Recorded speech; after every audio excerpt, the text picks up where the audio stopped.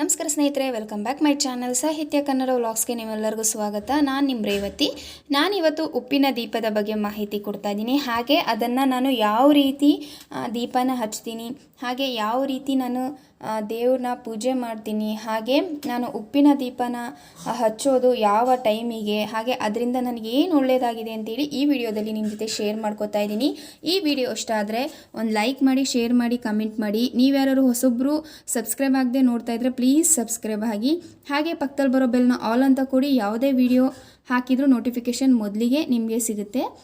ನಾನು ಉಪ್ಪಿನ ದೀಪ ಹಚ್ಚುವಾಗ ಮೊದಲಿಗೆ ನಾನು ಪ್ರತಿಯೊಂದು ಕ್ಲೀನ್ ಮಾಡ್ಕೋತೀನಿ. ನಾನು ಯಾವಾಗೂ ಉಪ್ಪಿನ ದೀಪ ಹಚ್ಚೋದು ಬ್ರಾಹ್ಮಿ ಮುಹೂರ್ತದಲ್ಲಿ. ಬ್ರಾಹ್ಮಿ ಮುಹೂರ್ತದಲ್ಲಿ ಉಪ್ಪಿನ ದೀಪ ಹಚ್ಚೋದ್ರಿಂದ ತುಂಬಾ ಒಳ್ಳೆಯದು. ಹಾಗೆ ಹಣಕಾಸಿನ ಸಮಸ್ಯೆಗಂತೂ ತುಂಬಾ ಒಳ್ಳೆಯದು ಅಂತ ಹೇಳ್ತಾರೆ. ಖಂಡಿತ ನನಗೆ ಒಳ್ಳೆಯದಾಗಿದೆ. ಉಪ್ಪಿನ ದೀಪ ಹಚ್ಚೋದ್ರಿಂದ ಹಣಕಾಸಿನ ಸಮಸ್ಯೆ ಒಂದೇ ಅಲ್ಲ, ಆರೋಗ್ಯದ ಸಮಸ್ಯೆ ಕೂಡ ಪರಿಹಾರ ಆಗುತ್ತೆ. ಹಾಗೆ ಮನೇಲಿ ಏನೇ ನೆಮ್ಮದಿ ಹಾಗೆ ಶಾಂತಿ ಏನೂ ಇಲ್ಲ ಅಂದಾಗ ಈ ರೀತಿ ಉಪ್ಪಿನ ದೀಪ ಹಚ್ಚೋದ್ರಿಂದ ಪ್ರತಿಯೊಂದು ಕೂಡ ನಮಗೆ ಒಳ್ಳೆಯದಾಗುತ್ತೆ. ನಾನು ಉಪ್ಪಿನ ದೀಪ ಹಚ್ಚೋದು ಬೆಳಗ್ಗೆ ಬ್ರಾಹ್ಮಿ ಮುಹೂರ್ತದಲ್ಲಿ, ಅದು ಶುಕ್ರವಾರ, ಮಂಗಳವಾರ ಹಾಗೆ ಅಮಾವಾಸ್ಯೆ ಹುಣ್ಣಿಮೆಯಲ್ಲಿ ನಾನು ಉಪ್ಪಿನ ದೀಪನ ಹಚ್ತೀನಿ. ಅದು ನಾವು ಉಪ್ಪಿನ ದೀಪ ಹಚ್ಚಬೇಕಾದ್ರೆ ನಮಗೆ ಆದ ಒಂದು ಕ್ರಮಗಳಿರುತ್ತೆ, ಅದನ್ನೆಲ್ಲ ನಾನು ಮಾಡಿಕೊಂಡು ಹಚ್ತೀನಿ. ನಾನು ಉಪ್ಪಿನ ದೀಪ ಹಚ್ಚಬೇಕಾದ್ರೆ ನಾನು ಪ್ರತಿಯೊಂದು ಕೂಡ ಕ್ಲೀನ್ ಮಾಡಿಕೊಂಡು, ದೇವ್ರ ಮನೆ ಕ್ಲೀನ್ ಮಾಡಿಕೊಂಡು, ಹಾಗೆ ದೇವ್ರ ಸಾಮಾನು ಕೂಡ ತೊಳ್ಕೊಂಡು ನೀಟಾಗೆ ನಾನು ಉಪ್ಪಿನ ದೀಪನ ಹಚ್ಚೋದು. ಯಾಕೆಂದರೆ ಉಪ್ಪಿನ ದೀಪ ತುಂಬಾ ಶ್ರೇಷ್ಠ ಅಂತ ಹೇಳ್ತಾರೆ ದೇವರಿಗೆ. ಅದು ಹಚ್ಚೋದ್ರಿಂದ ಮನೇಲೂ ಕೂಡ ನೆಮ್ಮದಿ, ಶಾಂತಿ ಹಾಗೆ ಆರೋಗ್ಯ, ದುಡ್ಡಿಂದು ಹಾಗೆ ಪ್ರತಿಯೊಂದು ಸಮಸ್ಯೆ ಕೂಡ ದೂರ ಆಗುತ್ತೆ. ನಾನು ಕೂಡ ಉಪ್ಪಿನ ದೀಪ ಹಚ್ಚಿದ್ದು ಕೂಡ ನಾನು ಯೂಟ್ಯೂಬ್ನಲ್ಲಿ ನೋಡಿಕೊಂಡೆ ನಾನು ಕೂಡ ಉಪ್ಪಿನ ದೀಪ ಹಚ್ಚೋಕ್ಕೆ ಶುರು ಮಾಡಿದ್ದು. ನಾನೀಗ ಉಪ್ಪಿನ ದೀಪ ಹಚ್ತಾ 1 ವರ್ಷ ಆಗ್ತಾ ಇದೆ.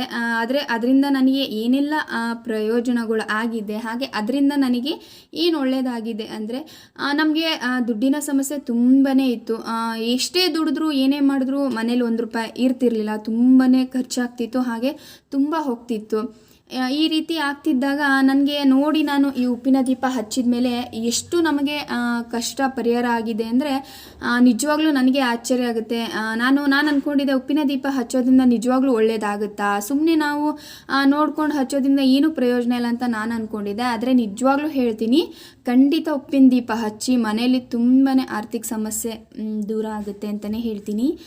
ಅಷ್ಟು ಒಳ್ಳೆಯದಾಗುತ್ತೆ ಉಪ್ಪಿನ ದೀಪದಿಂದ. ನನಗೆ ಇದ್ದಿದ್ದ ಹಣಕಾಸಿನ ಸಮಸ್ಯೆ ಆಗಿರ್ಬೋದು, ಆರೋಗ್ಯದ ಸಮಸ್ಯೆ ಆಗಿರ್ಬೋದು, ಮನೇಲಿ ನೆಮ್ಮದಿ ಇಲ್ಲದೆ ಇರೋದಾಗಿರ್ಬೋದು, ಪ್ರತಿಯೊಂದು ಕೂಡ ಈ ಉಪ್ಪಿನ ದೀಪ ಹಚ್ಚಿದ ಮೇಲೆ ನನಗೆ ಒಳ್ಳೆಯದಾಗಿದೆ. ಅದು ಕೂಡ ನಾನು ಬೇರೆ ಯಾವ ಟೈಮಲ್ಲೂ ಕೂಡ ಹಚ್ಚೋದಿಲ್ಲ, ಬ್ರಾಹ್ಮಿ ಮುಹೂರ್ತದಲ್ಲೇ ಹಚ್ಚೋದು. ಬೆಳಗ್ಗೆ 5 ಗಂಟೆಯಲ್ಲಿ ನಾನು ಪ್ರತಿ ಅಮಾವಾಸ್ಯೆಯಲ್ಲಿ ನಾನು ಉಪ್ಪನ್ನು ಚೇಂಜ್ ಮಾಡ್ತೀನಿ. ತಿಂಗಳಿಗೆ ಒಂದ್ಸರಿ ನಾನು ಉಪ್ಪನ್ನು ಚೇಂಜ್ ಮಾಡ್ತೀನಿ. ಉಪ್ಪನ್ನು ಚೇಂಜ್ ಮಾಡಬೇಕಾದ್ರೆ ನಾನು ಬ್ರಾಹ್ಮಿ ಮುಹೂರ್ತದಲ್ಲಿ 4 ಗಂಟೆಗೆ ಎದ್ದು ಮನೆಯನ್ನೆಲ್ಲ ಕ್ಲೀನ್ ಮಾಡಿ, ಈ ರೀತಿ ದೇವ್ರ ಸಾಮಾನೆಲ್ಲ ನೀಟಾಗಿ ತೊಳೆದು ದೇವ್ರ ಮನೆನ ಒರೆಸ್ಕೊಂಡು ನಾನು ಉಪ್ಪಿನ ದೀಪನ ಹಚ್ಚೋದು. ಹಾಗೆ ಉಪ್ಪನ್ನ ದೀಪ ಹಚ್ಚಬೇಕಾದ್ರೆ ದಯವಿಟ್ಟು ಉಪ್ಪನ್ನು ಅಡುಗೆ ಕೂಡ ಬಳಸಿಡಬಾರ್ದು, ಹೊಸ ಉಪ್ಪಿನ ಪ್ಯಾಕೆಟೇ ಆಗಿರಬೇಕು. ಅದನ್ನು ಉಪ್ಪನ್ನು ತಿಂಗಳಿಗೆ 1 ಪ್ಯಾಕೆಟ್ ತಂದು ಇಟ್ಕೊಂಡ್ರೆ ನಿಮಗೆ ಸಾಕಾಗುತ್ತೆ. ಯಾಕೆಂದರೆ ಬರೀ ದೇವರಿಗೆ ಉಪ್ಪಿನ ದೀಪ ಹಚ್ಚೋದಕ್ಕೆ ಮಾತ್ರ ನೀವು ಬಳಸೋದಾದರೆ ನಿಮಗೆ ಅದನ್ನು ಒಂದು ಸರಿ ಯೂಸ್ ಮಾಡಿ ಮತ್ತೆ ಇಟ್ಕೋಬೋದು. ಅದನ್ನು ಅಡುಗೆ ಕೂಡ ಬಳಸಿರಬಾರ್ದು, ಹಾಗೆ ಬೇರೆ ಯಾವುದು ಕೂಡ ಆಗಿರಬಾರ್ದು. ಆ ರೀತಿ ಉಪ್ಪನ್ನು ಇಟ್ಕೊಳ್ಳಿ. ಆಗ ಉಪ್ಪು ಕೂಡ ತುಂಬ ಶುದ್ಧವಾಗಿರಬೇಕು, ವೈಟ್ ಕಲರೇ ಇರಬೇಕು. ಕೆಲವೊಂದು ಉಪ್ಪೆಲ್ಲ ಕೆಂಪು ಕಲರು ಈ ರೀತಿ ಎಲ್ಲ ಬರುತ್ತೆ, ಆ ಉಪ್ಪನ್ನು ಯೂಸ್ ಮಾಡೋಕ್ಕೆ ಹೋಗ್ಬೇಡಿ. ಈ ಥರ ಉಪ್ಪನ್ನೇ ಯೂಸ್ ಮಾಡಿ. ನಾನು ದೇವ್ರ ಸಾಮಾನೆಲ್ಲ ತೊಳೆದು ಅದಕ್ಕೆ ಅರಿಶಿನ ಕುಂಕುಮನ ಹಚ್ಚಿಟ್ಕೋತಾ ಇದ್ದೀನಿ. ಹಾಗೆ ಉಪ್ಪಿನ ದೀಪ ಹಚ್ಚೋರು ಮಣ್ಣಿನ ದೀಪ ಸಿಗುತ್ತಲ್ಲ, ಅದನ್ನು ತಂದು ನೀವು ಹಚ್ಚೋದ್ರಿಂದ ತುಂಬಾ ಒಳ್ಳೆಯದು ಮನೆಗೆ. ಹೌದು, ನಾವೆಲ್ಲ ಈ ದೀಪಗಳನ್ನ ಹಚ್ತಾ ಇರ್ತೀವಿ, ಆದರೆ ಅದ್ರ ಜೊತೆಗೆ ಇದೇ ಥರ ದೀಪನ ಹಚ್ಚಿದ್ರೆ ಏನೂ ಪ್ರಯೋಜನ ಆಗೋದಿಲ್ಲ. ಹಾಗಾಗಿ ನಾವು ಮಣ್ಣಿನ ದೀಪ ಹಚ್ಚೋದ್ರಿಂದ ನಮಗೂ ಕೂಡ ತುಂಬಾ ಒಳ್ಳೆಯದು, ಮನೆಗೂ ಕೂಡ ತುಂಬ ಒಳ್ಳೆಯದು. ನಾನು ಉಪ್ಪಿನ ದೀಪ ಹಚ್ಚೋದಕ್ಕೆ ನಾನು ಮಣ್ಣಿನ ದೀಪನೇ ತಂದ್ಕೊಂಡಿದ್ದೀನಿ. ದೇವ್ರ ಮನೆ ಅಂದರೆ ಎಕ್ಸ್ಟ್ರಾ ಇರೋರು ಉಪ್ಪಿನ ದೀಪದ ಕೆಳಗಡೆ ಒಂದು ಪ್ಲೇಟ್ನ ಹಿಡಿ. ಅದು ಸ್ಟೀಲಿಂದು, ಪ್ಲಾಸ್ಟಿಕ್ದು ಯಾವುದು ಇಡಬೇಡಿ. ದೇವ್ರ ಪೂಜೆಗೆ ಅಂತ ಬಳಸೋವಂಥ ಪ್ಲೇಟ್ನ ಮಾತ್ರ ಈ ಉಪ್ಪಿನ ದೀಪದ ಅಡಿಗೆ ಇಡಿ. ನಮ್ಮನೇಲಿ ದೇವ್ರ ಮನೆ ಇಲ್ಲದೆ ಇರೋ ಕಾರಣ ನಾನು ಒಂದು ಸಣ್ಣ ಕಟ್ಟೆ ಮೇಲೆ ಇಟ್ಕೊಳ್ಳೋದ್ರಿಂದ ನಾನು ಪ್ಲೇಟ್ನ ಏನೂ ಇಡ್ತಾಯಿಲ್ಲ, ಹಾಗೆ ಉಪ್ಪಿನ ದೀಪನ ಡೈರೆಕ್ಟ್ ಇಡ್ತೀನಿ. ನೀವು ಇಡೋದಾದರೆ ಆ ರೀತಿ ಪ್ಲೇಟ್ ಮೇಲೆ ಇಟ್ಟೆ ಹಚ್ಚಿ. ಉಪ್ಪಿನ ದೀಪ ಹಚ್ಚಬೇಕಾದ್ರೆ ಇಂಥ ದಿಕ್ಕಿಗೆ ಹಚ್ಚಬೇಕು ಅಂತೆಲ್ಲ ಇದೆ, ಬಟ್ ನಾನು ಇಂಥ ದಿಕ್ಕಿಗೆ ಅಂತಲೇ ಹಚ್ಚೋದಿಲ್ಲ. ಇಂಥ ದಿಕ್ಕಿಗೆ ಹಚ್ಚೋದ್ರಿಂದ ದುಡ್ಡಿನ ಆಗಮನ ಅಂತೆಲ್ಲ ಹೇಳ್ತಾರೆ, ಆದರೆ ನಾನು ಲಕ್ಷ್ಮಿ ಫೋಟೋ ಇರುತ್ತಲ್ವ, ಲಕ್ಷ್ಮಿ ಫೋಟೋ ಮುಂದೆ ನಾನು ಉಪ್ಪಿನ ದೀಪನ ಹಚ್ಚಿ ಲಕ್ಷ್ಮಿ ಕಡೆ ನಾನು ಉಪ್ಪಿನ ದೀಪ ತಿರುಗಿಸಿ ಹಚ್ತೀನಿ. ಈ ರೀತಿ ಹಚ್ಚೋದ್ರಿಂದ ಮನೆಗೆ ತುಂಬಾ ಒಳ್ಳೆಯದಾಗಿದೆ. ನನಗೆ ಎಷ್ಟು ಸಮಸ್ಯೆ ಇದು ಕೂಡ ದೂರ ಆಗಿದೆ. ನಿಜ ಹೇಳ್ತೀನಿ, ಉಪ್ಪಿನ ದೀಪ ಎಲ್ಲ ಸಮಸ್ಯೆಗೂ ಕೂಡ ಪರಿಹಾರ ಅಂತಲೇ ಹೇಳ್ತೀನಿ. ತುಂಬ ಅಂದರೆ ತುಂಬಾ ಒಳ್ಳೆಯದಾಗಿದೆ ಉಪ್ಪಿನ ದೀಪದಿಂದ. ನಾನು ಈ ರೀತಿ ಉಪ್ಪಿನ ದೀಪಗೆ ಅರಿಶಿನ ಹಾಗೆ ಹಚ್ಕೊಂಡು ಅರಿಶಿನ ಕುಂಕುಮ ಇಟ್ಕೊಂಡಿದ್ದೀನಿ. ನೀವು ಅರಿಶಿನ ಹಚ್ಚಬೇಕಾದ್ರೆ ಅದಕ್ಕೆ ಸ್ವಲ್ಪ ಮೊಸರು ಅಥವಾ ಹಾಲನ್ನ ಮಿಕ್ಸ್ ಮಾಡಿಕೊಂಡು ಈ ರೀತಿ ಅರಿಶಿನ ಹಚ್ಚಿ ಈ ರೀತಿ 5 ಕಡೆ ಅರಿಶಿನ ಕುಂಕುಮನ ಇಟ್ಕೊಳ್ಳಿ. ಉಪ್ಪಿನ ದೀಪಕ್ಕೆ ಇಟ್ಕೊಂಡು ಮಧ್ಯದಲ್ಲಿ ಸ್ವಲ್ಪ ಅರಿಶಿನ ಹಾಗೆ ಕುಂಕುಮನ ಹಾಕಿ ಇಟ್ಕೊಳ್ಳೋದ್ರಿಂದ ತುಂಬ ಒಳ್ಳೆಯದು. ಹಾಗೆ ಉಪ್ಪಿನ ದೀಪಕ್ಕೆ ಹೂವನ್ನ ಕೆಂಪು ಕಲರ್ ಹೂವು ಇಡಬೇಕು ಅಂತ ಹೇಳ್ತಾರೆ, ಯಾಕೆಂದರೆ ಲಕ್ಷ್ಮಿಗೆ ಪ್ರಿಯವಾಗಿದ್ದು ಹಾಗೆ ಉಪ್ಪು ಲಕ್ಷ್ಮಿ ಆಗಿರೋದ್ರಿಂದ ಅದಕ್ಕೂ ಕೂಡ ಒಳ್ಳೆಯದಾಗುತ್ತೆ ಅಂತ ಹೇಳ್ತಾರೆ. ನಾನು ಒಂದು ಕೆಂಪು ಕಲರ್ ಹೂವನ್ನ ನಾನು ದೀಪಕ್ಕೆ ಯಾವಾಗೂ ಇಟ್ಕೋತೀನಿ, ಯಾಕೆಂದರೆ 3 ಹೂವು ಇಡಬೇಕು ಅಂತ ಹೇಳ್ತಾರೆ. ನಾನು ಒಂದು ಕೆಂಪು ಹೂವು ಹಾಗೆ ಒಂದು ಯೆಲ್ಲೋ ಕಲರ್ ಹೂವು ಹಾಗೆ ಒಂದು ಬಿಳಿ ಹೂವನ್ನ ಇಡ್ತೀನಿ.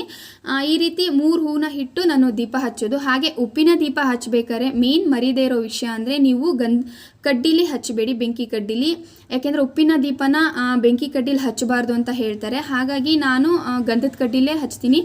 ನಾವು ಗಂಧದ ಕಡ್ಡಿ ಹಚ್ಕೋತೀವಲ್ಲ, ಅದರಲ್ಲೇ ನೀವು ಉಪ್ಪಿನ ದೀಪನ ಕೂಡ ಹಚ್ಚಿಬಿಡಿ, ಯಾಕೆಂದರೆ ಅದಕ್ಕೆ ಕಡ್ಡಿನ ತಾಗಿಸ್ಬಾರ್ದು ಅಂತ ಹೇಳ್ತಾರೆ. ಹಾಗಾಗಿ ನಾವು ಪ್ರತಿ ಮನೇಲೂ ನಾವು ಗಂಧದ ಕಡ್ಡಿ ಹಚ್ಕೋತೀವಲ್ವ, ಅದೇ ಬೆಂಕಿಲೇ ಅಂದರೆ ಆ ಗಂಧದ ಕಡ್ಡಿ ಉರಿಲೇ ನಾವು ಉಪ್ಪಿನ ದೀಪ ಹಚ್ಕೊಳ್ಳೋದ್ರಿಂದ ತುಂಬ ಒಳ್ಳೆಯದು.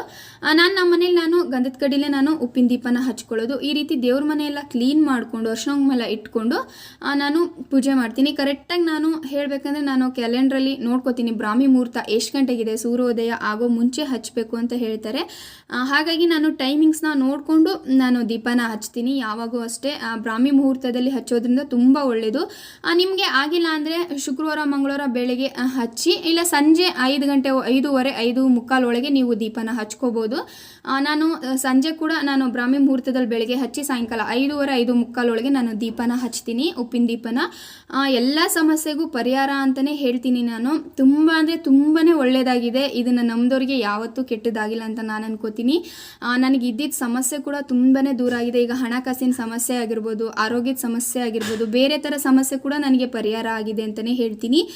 ಉಪ್ಪಿನ ದೀಪ ಹಚ್ಚಿದ ಮೇಲೆ ನಮ್ಮ ಮನೆಗೆ ಒಂಥರ ನೆಮ್ಮದಿ ಹಾಗೆ ಶಾಂತಿ ಕೂಡ ಇದೆ ಅಂತಲೇ ಹೇಳ್ತೀನಿ. ಎಲ್ಲ ಹೇಳ್ತಾರೆ ಬರೀ ದುಡ್ಡಿಗೆ ಉಪ್ಪಿನ ದೀಪ ಹಚ್ಬೋದಾ ಅಂತ. ಇಲ್ಲ, ದುಡ್ಡಿಗೋಸ್ಕರ ಹಚ್ಚೋದಲ್ಲ, ಬಟ್ ಮನೆ ನೆಮ್ಮದಿ ಕೂಡ ಇರುತ್ತೆ. ಉಪ್ಪಿನಲ್ಲಿ ನರಾತ್ಮಕ ಅಂಶ ಅಂದರೆ ಶಕ್ತಿ ಇರುತ್ತಲ್ಲ, ಅದನ್ನು ಎಳ್ಕೊಳ್ಳೋ ಶಕ್ತಿ ಉಪ್ಪಿನ ದೀಪಕ್ಕೆ ಇರುತ್ತೆ, ಉಪ್ಪಿಗೆ. ಹಾಗಾಗಿ ಮನೇಲಿ ಯಾವುದೇ ರೀತಿ ಕೆಟ್ಟ ಯೋಚನೆಗಳು ಕೂಡ ಬರೋದಿಲ್ಲ. ಹಾಗೆ ಮನೆಗೂ ಕೂಡ ತುಂಬಾ ಒಳ್ಳೆಯದಾಗುತ್ತೆ.